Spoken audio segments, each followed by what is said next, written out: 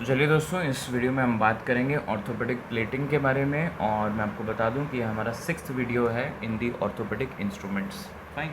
सो orthopaedic plating की जब हम बात करते हैं तो there are so many things जो कि पढ़ना आपके लिए बहुत इंपॉर्टेंट है। Just a second. या सो पहली बात, first and foremost, if you are a post graduate they are definitely going to ask you what is the definition of a bone plate. So what is bone plate? It is a flat, number 1, internal splint, okay. Number 3, which has got holes. Number 4, it is responsible for holding together the fracture end of the bone. Suppose कीजिए कि ये दो and हैं fracture end, ठीक है। So number 1, it is a internal splint. कैसा splint है ये? Internal splint. Then it has got holes, okay. Then what is it is responsible for holding the two bone ends together, fracture end of the bone together. Fine. So this is the definition of the bone plate. Fine. तो अच्छा, अब देखो what is the functional classification of plating. आपको मैं हर video में बता रहा हूँ, जहाँ पर पिंक कलर का क्रॉस लगा है, please understand that this is the most important part and you can not skip that. Fine. So देखिए what is the functional classification. You have got bridging, neutralisation, buttress, ठीक है, and then the compression. Okay, so bridging, neutralization, buttress and compression. Okay, so bridging, neutralization, buttress and compression. Fine. अब fine, तो ये अपना एक कह सकते हो आपकी निमोनिक, ठीक है, ऐसा आपको याद होगा शायद कि नहीं है, CNBC करके ना एक न्यूज़ चैनल है, ठीक है। So buttress, neutralisation, then bridging and then compression, you can remember like that. Fine. Okay, चलो, उसके बाद में मतलब क्या है इसका? Bridging means what? It is responsible for bridging the two ends, ठीक है। जो हम लोग एक प्लेट यूज़ करते हैं, this is the dynamic compression plate, ठीक है। कौन सी प्लेट? Dynamic compression plate. See this is a dynamic compression plate, okay, this one, okay, fine. तो वो ब्रिजिंग मोड में भी आप उसको यूज़ कर सकते हो। ब्रिजिंग मोड में यूज़ करना मतलब दो फ्रैक्चर एंड्स को पास लाने के लिए, ठीक है। अब सेम अगर आप ब्रिजिंग मोड में अगर एक लैग स्क्रू एंटर कर दो, या आप उसको इंटरफ्रेगमेंटरी स्क्रू बोल सकते हो, तो वो न्यूट्रलाइजेशन मोड हो जाएगा।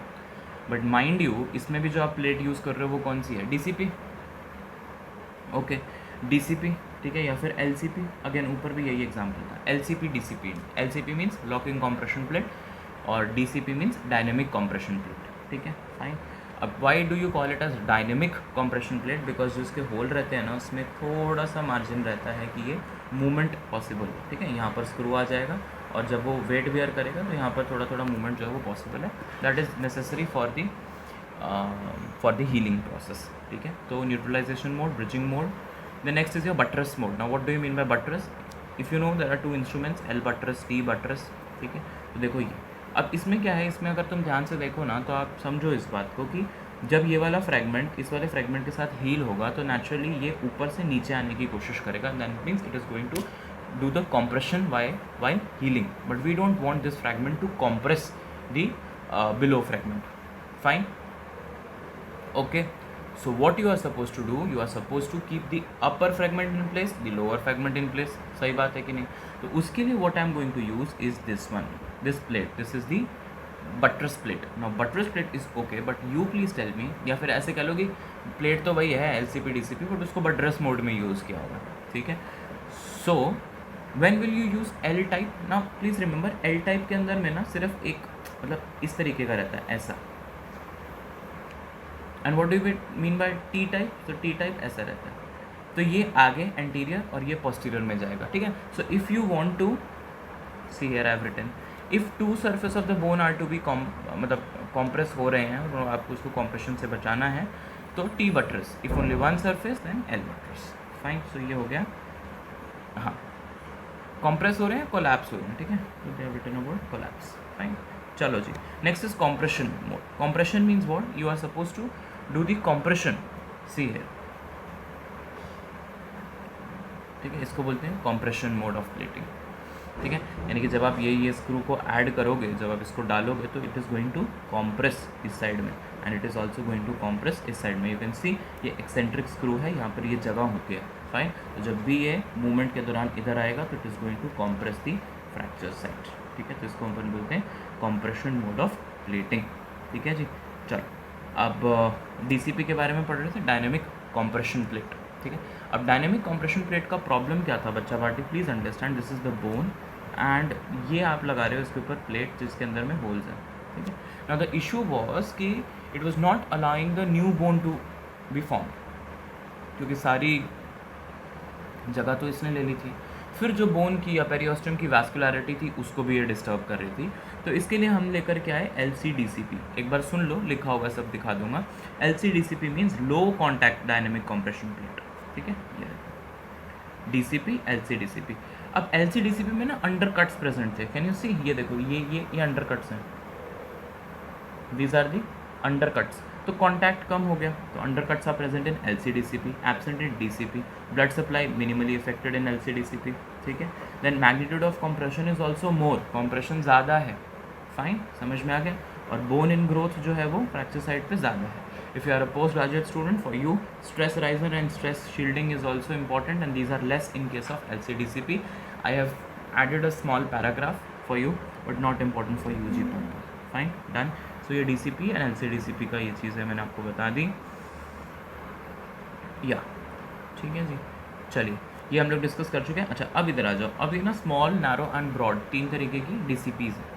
तो आपको पता है कि भाई ब्रॉड आ गया है, फीमर बोन रहती है, ठीक है। Narrow for humerus and tibia and small for radius and ulna, fine, समझ में आ गया, डन। तो बस इतना याद रख लो कि small, narrow and broad, narrow for humerus tibia, broad for femur and small for radius and ulna, ठीक है ना। उसके बाद हम लोग यूज़ करने लगे हैं लॉकिंग प्लेट। ना what do you mean by locking plate? As I have already told you कि भैया सपोज कीजिए कि जहाँ पर एक ऑस्टियोपोरोटिक बोन है, तो वो तो प्लेट को होल्ड नहीं कर सकती ना अच्छे से, तो हम लोग क्या यूज़ करते हैं, locking plate. Now let me just show you what is locking plate. This is something called as locking plate. अब इसका क्या मतलब है लॉकिंग प्लेट का, आ जाओ मैं समझा देता हूँ। देखो लॉकिंग प्लेट क्या होता है कि screw head is locked with the plate, okay. I have told you ना कि ऐसे थ्रेडेड स्क्रूज भी आते हैं,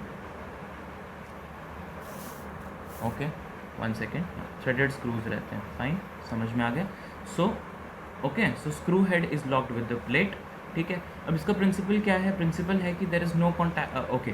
सो internal external fixator, internal external fixator, ठीक है। तो इसका क्या मतलब है, यू कैन लीव इट, ठीक है। And stability occurs at screw plate interference, ये मैं आपको ऑलरेडी बता चुका हूँ। And you can leave all these things, just remember one thing, that the healing of the fracture is by secondary intention if you are using a locking plate। बाकी तो बता ही दिया कि internal external fixator है, stability screw plate पे होती है, and there is no contact between the plate and the bone, ठीक है। प्लेट और बोन के अंदर में कोई कॉन्टैक्ट जो है वो नहीं है, सॉरी फॉर दिस, ओके। चलिए, सो लास्ट पार्ट की ये लॉकिंग प्लेट कहाँ यूज़ करते हो, osteoporotic fracture, comminuted fracture, intra articular fracture, ठीक है। So intra articular fracture, comminuted fracture and then osteoporotic fracture यहाँ पर यूज़ करते हो, ठीक है। Then something called as reconstruction plate, not very important, examiner can ask you कि what is recon plate, तो recon plate is nothing else but the reconstruction plate। So this is all about the plates, and next up we'll discuss about the orthopedic nailing in the next video. Thank you so much for watching this video.